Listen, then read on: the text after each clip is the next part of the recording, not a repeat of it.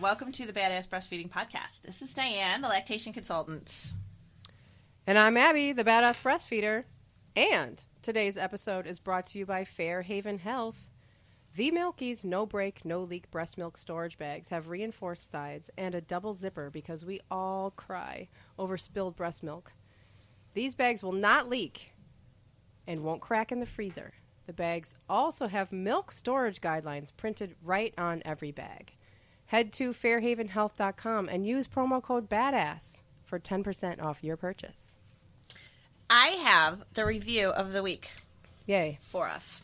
So this is by Rachel 939396. Something like that. Is that her phone number? Can we call her? We should, right? Hi, we have your review. But she says, I've been following your blog since long before I gave birth. Now I have a 4-month-old and everything hits close to home. These podcasts are wonderful and informative, and the best part of it all is that I can sit and listen to them while I'm breastfeeding. So with so much conflicting advice and so many questions, it's great to have two true advocates touching on subjects and sharing personal experiences. Yeah, that's what it's all about. Yes, totally. I'm glad you I know, liked and it, it's Rachel. so perfect that it's like you can absolutely do this while breastfeeding. Mm-hmm. And like it's better than like what I used to do, which is like get in like online arguments and shop. A lot of people just shop. Spend too much money. Yeah. We're saving your breastfeeding relationship and your wallet. Yes. Yeah. My friend the other day sent me a link to a bathing suit she bought while she was breastfeeding at like 5 a.m. You want to see the bathing suit I just bought? Like, it's great. So yeah, if you would like to share your review, we'd love to hear it. But you can also tell us what you should buy in the middle of the night while you're breastfeeding. We want to hear all your stories because Yes. they're awesome. But today, we are going to talk about a topic that, nursing strikes. Let's just say that.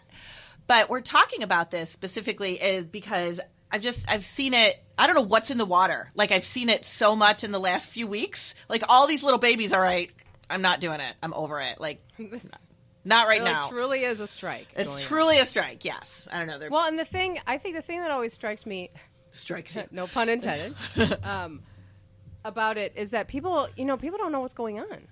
Right. They're like, oh my God, my baby stopped breastfeeding. Like, it's not like nursing strikes are necessarily like everybody knows about that. So people are just like, oh my God, my baby weaned. My 6-month-old weaned. Right. Like, they're just not breastfeeding anymore. And often, if you say something to somebody, or if you try to talk to your pediatrician, or you try to talk to your mom, or, whoever, they'll say, oh, well, you did 6 months. That's good. Some babies just need more after that. Really? No. Yeah. I know, it's like, it's the same with like all kinds of other things. It's just like, when it comes to breastfeeding, it's just like, well, that's all right. Like, we don't look for the problem. We don't try to solve the problem. Right. We don't, like, it's just, like we can fix this. It's not that hard. But it is devastating to a mom. Totally. Exactly. Which is why we should be trying to fix the problems and not just ignore them. Right. Because it's like, they're like, I'm not ready. What's going on? What's happening? But if it's so sudden. It is. And if you don't realize that a nursing strike is a thing, and you don't get a little bit of information on why it could be happening, then you absolutely think that's the end of your breastfeeding relationship. Yep. Yeah. So we're going to talk about this. We're going to break it down because there's a couple of reasons why they happen. And if you've never experienced it before and you're listening, like, bookmark this podcast or something, because if it happens to you later on, you're going to want to listen to it again, because it's like legit. Babies will go back to the breast. They will. You might think that they will never go back to the breast again, but they absolutely will. They will. They just need to get over whatever it is that's going on. So usually what it is, it's something developmental. And all that means is, babies go through these stages and these phases where so much is happening for them, so much growing, and their brain is growing and their body's growing and things are changing and there's so much stimulation and they're learning to roll and they're, there's so much going on with them that they just like shut some things down, and they just deal with that growth, and then they pick things back up again, once this little spurt has passed.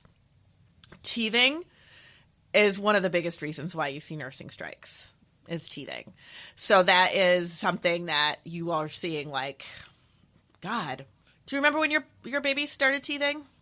Yeah, they're miserable. Yeah. And it could be anywhere from, like, 4 months on that they start teething. Yeah. I mean, they start teething months and months before they actually get teeth. Yeah. So sometimes, you'll be like, I don't know, I think maybe they're teething. And somebody might say, oh, no, they're not teething, they're too young, or they're too that. No, they don't have to, like, show a sign of teething and then all of a sudden the next day there's a tooth. Like, it's months before you see a tooth. Yeah, that stuff moves around in their head for a really long time, and it must be, oh my gosh. Have you seen that it's an older child. It's an actual skull of an older, like a 5 or 6 year old. So it's not what looks like inside of a baby, but it gives you a visual, a very, very striking visual. I should put it on the website. Oh, it'd be so cool. Podcast. You can see the baby teeth, but then you can see the adult teeth right over them, pushing them out. These big, babies aren't born with giant, full-grown, adult teeth in their skull. They're kind of nubs and they grow. But you can see, you just look at it and you're like, oh God, I'm so sorry, baby. I'm so sorry that you are going to go through this. It's I'll definitely put it on the website so you can see it. Yeah, put it on the website, because that would be so cool to have that kind of a visual understanding of what goes on. Yes, exactly. Because a lot of times, like, people say, well, but they'll take the bottle just fine. Well, because it's not the same. It's really not the same. It might be that pressure on their gums when they're breastfeeding, the tongue on the gut, like that might be too much for them, where they don't have to do that as much with a bottle. It's very different. Or that real forceful sucking. I mean, they're so strong, and they in order to get the milk out of the breast, they have to suck really hard, and who knows it's just all those gums in there. It might hurt. So it definitely hurts. Yeah, it definitely hurts, or they're tender, so it could just be something as simple as that it's just, they're teething. And that doesn't mean that, okay, now they're not going to nurse until they get teeth 3 months from now. Like, that's not the case. They go through phases with teething, so it doesn't always hurt them. But sometimes, like, letting them chew on something icy to kind of help numb them up a little bit first before you nurse them, that can really help a lot. One of the other things that we see babies doing nursing strike with is ear infections. Or colds. Like colds, if they're not breathing well through their nose, they're not going to be able to breastfeed. They can't. No, that is so miserable. I mean, from like newborn to toddler, like that is just having a cold and trying to breastfeed. It's so miserable for them. Yeah, they just can't. They just can't. That's the only airway. Once their mouth is closed around your breast, their only airway is their nose. And if it's clogged, they just can't. Right, they can't. And if they have an ear infection, that sucking motion is pulling, it's causing more pain for them. Oh, that just makes me, can't. That makes me like hurt just thinking about that. I know. So it's like, that's one of the things that I always say, okay, well, let's rule out an ear infection. Like, does the baby have a cold? Like, is there something else going on there? Because that can really be very, very painful. And then you go to try to nurse them and they will cry because they know, that's not comfortable for them. So people think, oh, they don't want to nurse. They're screaming at my breast. No, there's something that's bothering them, and we just need to figure out what that is. No, and they do want to nurse. That's the thing. They do. They so much want to nurse, and they know that it hurts, and they know that they can't. And everybody's upset. Oh, yeah, awful. So we always try to rule out those things, especially if you're a mom that is a working mom and your baby's in daycare, and ear infections are something that can happen. Then definitely have that checked out too, because that could be what's going on. You probably won't, or sometimes you might not even know. Yeah. Yeah, you might it's not an ear infection. I don't think they have a cold. And they're like, well, so is it really a nursing strike? Yeah, it's still a nursing strike. You just don't know. You just don't always know. Right. You can't ask them. They can't tell us. They can't. It's this back molar over here really hurts. They're just like pain, ow, cry. I know, poor babies. So, so those are usually the big ones. Sometimes we kind of get in our own way with nursing strikes. And what I mean by that is babies tend to change up their routine, and sometimes they, where you're kind of getting used to for several months, they feed pretty regularly at this time of day. Oh my gosh, no, he always feeds right before he goes down for his 3 o'clock nap. Okay, but then you try to feed him for that 3 o'clock nap, and he doesn't want anything to do with it. So then you think, okay, he's on a nursing strike, so but he's got to eat because he normally eats at this time. So let me just give him a bottle. And you give him a bottle, and it's probably going to be more than what he wanted because we know that overfeeding is very, very common by bottle. Mm-hmm. And then he doesn't eat at the breast well again because he had a little too much maybe from that bottle and just wasn't ready yet. So babies can kind of switch up their routine like almost overnight. You know, like you'll have this baby that you're like, okay, he's feeding like every 2 to 3 hours, and that's what you're used to. And then all of a sudden, that baby now wants to eat every 4 hours, or maybe wants to eat every 4.5 hours. And you try to feed them and they scream at you because they don't want to eat yet. So then we just, instead of panicking and saying, oh, well, let me just give a bottle because he needs to eat, like, let's wait a little bit longer. Maybe he just wasn't ready. And if we wait a little bit longer until they're ready to eat, then we can kind of like go towards that feeding on demand. You know, we always kind of get into this feeding on a schedule in the very beginning. Mm-hmm. So if we stop, kind of calm down and look at the situation and go, okay, let me just kind of wait it out a little bit, try again in a little while and see if he's more willing to feed in a little while. You know, we don't want to jump to just giving a bottle all of a sudden, especially if your baby's like 3-4 months old. Like, they're old enough to tell you when they want to eat at that point. If it's been like 6 hours and they're screaming and won't go on the breast, then we can start looking at, okay, is there something else going on? Is it truly like a nursing strike? And we have to kind of figure out what's going on with that baby. They will always go back, though. Yeah, and then you want to, if you're going to be doing the whole bottle thing, then you want to be doing, you know, kind of what we talk about as far as like secondary caregivers, like daycare providers or whatever, with the paced bottle feeding. Mm-hmm. Like, you want to not just be like, okay, here's, you know, you want to make sure you're not overfeeding. Right. Because then, like you said, they're not hungry.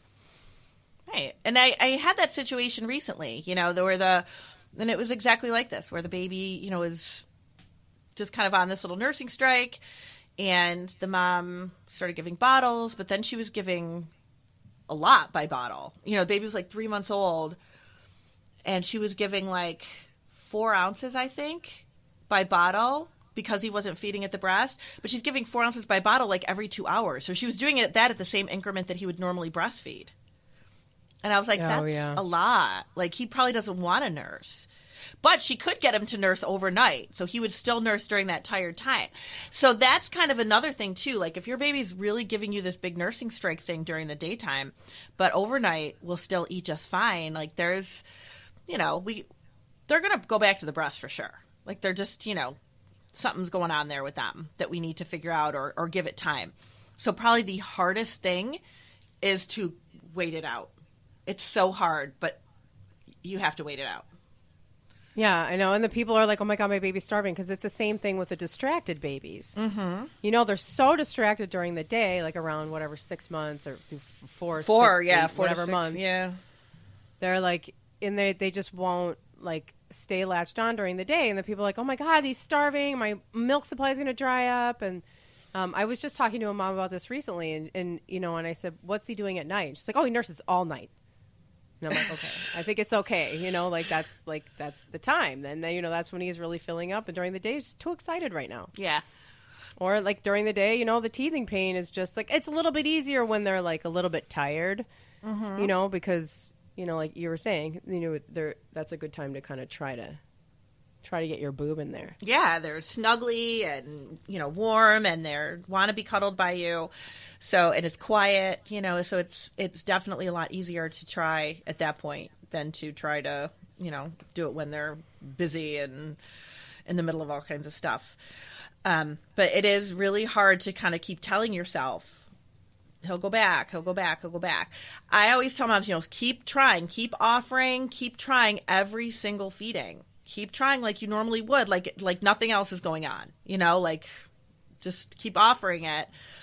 Don't offer to the point that their baby is screaming and you're crying and, you know, everybody's upset and everything. Just try. If they, fight you, okay, you know, just that's okay. Try again the next feeding. But they absolutely will. I mean, sometimes it takes a few days, but they do go back, and it's that waiting it out that's really hard. But just keep in mind and remember that babies at this age do not self-wean. They do not. It is not something that happens willingly at this age. But if you all of a sudden replace all their feeds and never try to put them back to the breast again, yeah, you're probably going to be done at that point. Yeah, so you got to keep trying. It's not just like baby's going to like tap you on the shoulder one day and be like, okay, I'm ready to nurse again. Like, you have to just you really have to keep trying and keep reminding them and keep that routine up. So what I think the big question that a lot of people have then is about milk supply. And so at what point do we need to think about, putting in a pumping session or something to keep that milk up? I mean, if we're going to be feeding by bottle, we might be pumping some anyway. Yeah, absolutely. But we don't want to jump to the bottle.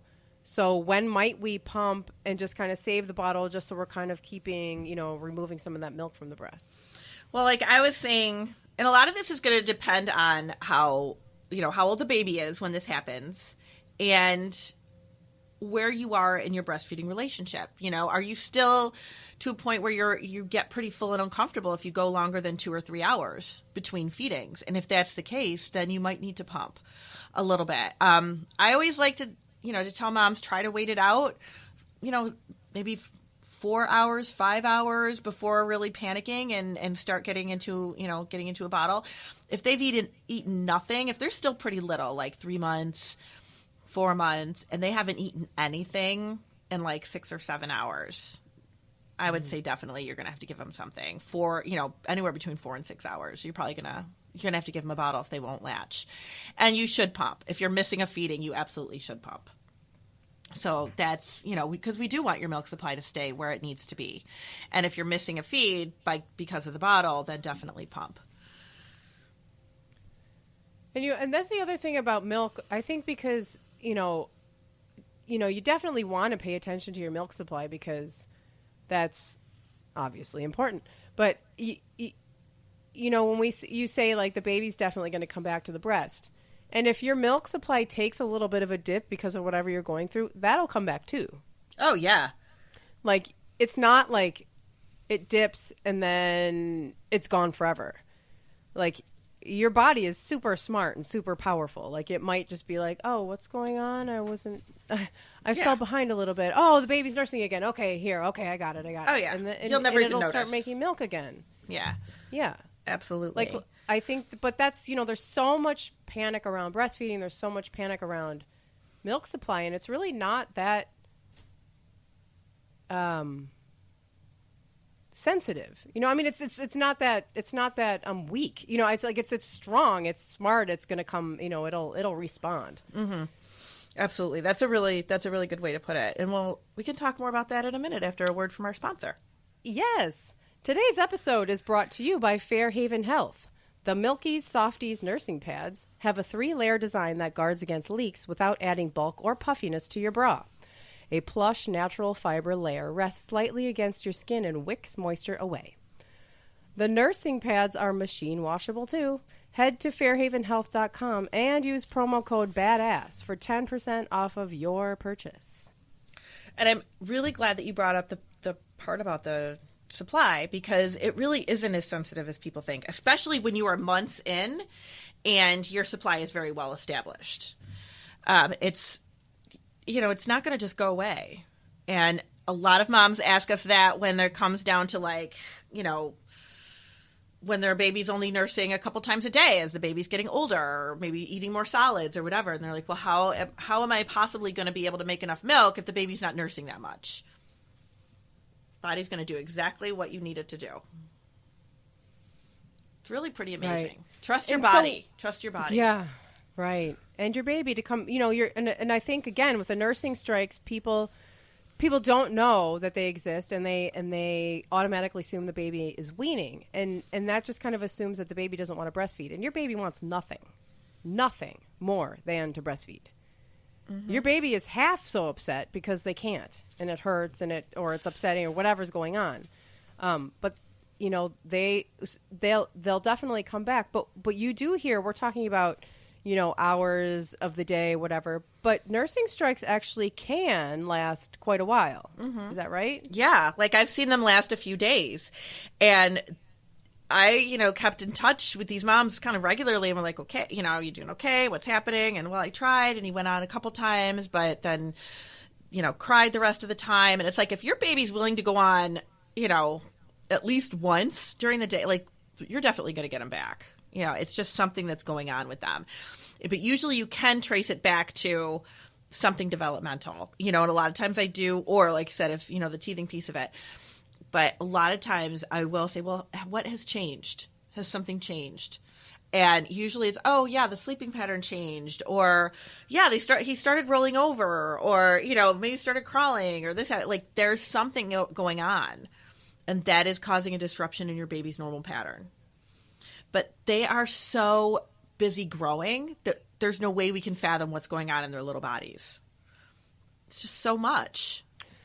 Yeah, yeah. And it's like we work so hard to establish this breastfeeding relationship early on and to establish our milk supply and to get all of this going. And then, they keep growing and they're very healthy and they're very curious in the world, or they start getting teeth, or they get sick, or all these things happen.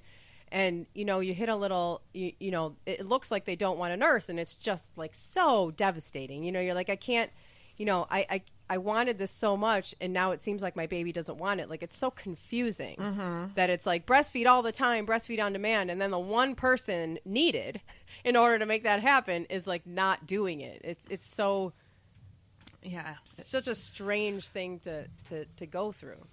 But it's just a normal thing. Like, sometimes you skip a meal.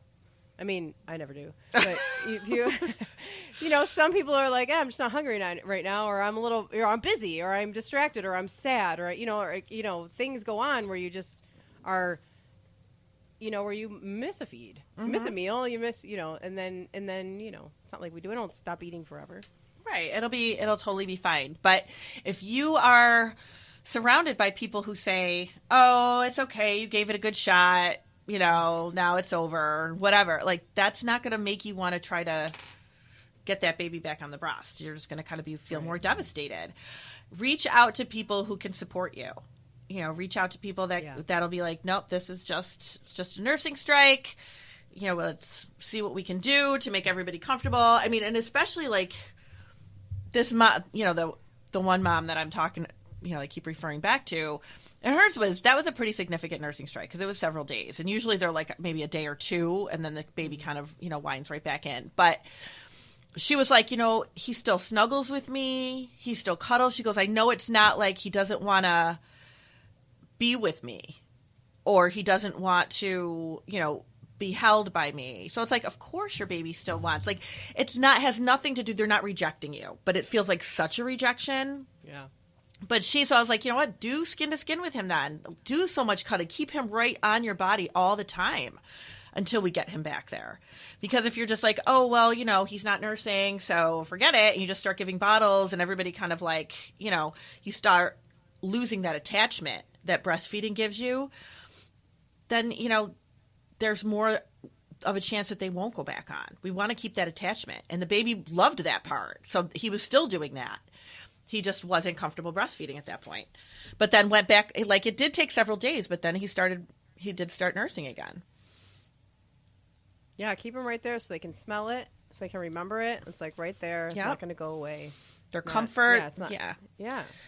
I mean, babies, it's for breastfeeding, it is so much more than just food. And I know we say that all the time. Yeah, like we've said it before too. Like, it's more than just food. It's comfort, it's nourishment, it's, connection. There's so much to it.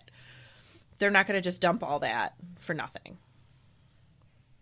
No. And so what if, so what would the age be? Like, what, if somebody, certainly a 6-month-old is not self-weaning. Right. A 2-year-old, a 3-year-old, at what point do you think, well, maybe this is weaning, maybe this is a nursing strike, I should keep trying? I mean, even if you do think they're weaning and you want to keep breastfeeding, there certainly are things that you can do, which are always amounts to like breastfeeding them and, when they're sleepy or in a quiet, cozy place or, in snuggly times, like all of these things will keep them connected to it. But when, if somebody's like, okay, maybe I'm ready, maybe, is this him self-weaning, he or she self-weaning, what age would you say is no longer a nursing strike? I would an easy answer. Probably not. But I mean, we know research tells us and evolution tells us that babies do not self-wean before like 2 years of age. Mm-hmm. So I would say probably anywhere between 18 months and 24 months they would stay. Now, I always tell people like my kids self-weaned right around, they were all three probably like 15 months-ish, because that's when they were like walking, really like they were actually walking. They were busy. They were doing stuff. They were trying to crawl off my lap to go and play. But I didn't know anything about breastfeeding really. So I just thought that they were self-weaning. They probably, I'm sure, if I had taken them, tried to nurse them at night or, in a quiet room because they were distracted by their brother and sister and, whatever, they would have still nursed for sure. But I didn't know that. So I didn't try to attempt it. And I didn't have people around me that said, oh, no, it's, they're just distracted. They're just distracted. They'll still breastfeed at night and in the morning. Don't even worry about it. Because I wasn't necessarily ready to give it up. But I thought that that's what was happening. So if that's kind of what's going on, that is like definitely a distracted piece, and, just try to find a time where it's quiet, like you said. But usually I'll see nursing strikes happen like anywhere from maybe around 3 months.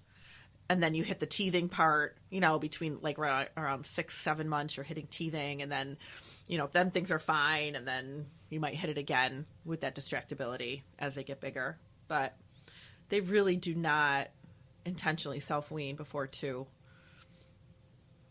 Yeah, I mean, just thinking about like my kids and the breastfeed, like it took on so many different forms and phases over the years. Like it,